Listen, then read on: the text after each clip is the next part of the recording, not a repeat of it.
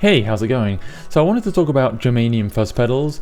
Obviously, Germanium Fuzz pedals have an amazing, warm, organic, overdrive kind of fuzz tone, but they're also very sensitive to temperature changes. So I wanted to talk about that today.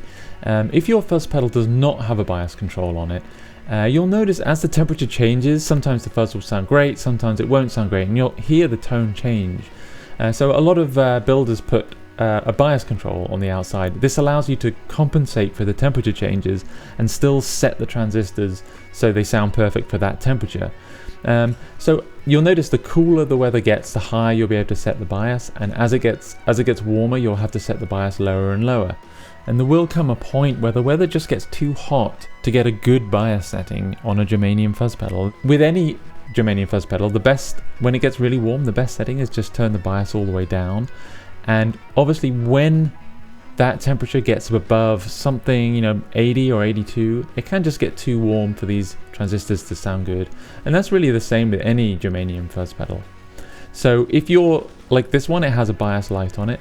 If it gets really warm, just turn the bias all the way down. The bias light might not come on, and that would be totally usual. That's just telling you that it's a little bit too warm for these transistors to get the perfect bias tone, but that doesn't mean it still won't function normally until it gets, way above 80 degrees, maybe 80 to 85, and you'll start hearing the fuzz kind of sound slightly spluttery. And as I say, this is the same with all fuzz pedals.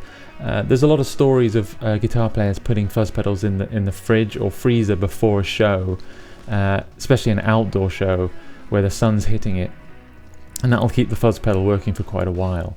So if you're unsure, if your bias light isn't coming on, just put the pedal in the fridge for 5 minutes and you'll be able to check that it's working as usual.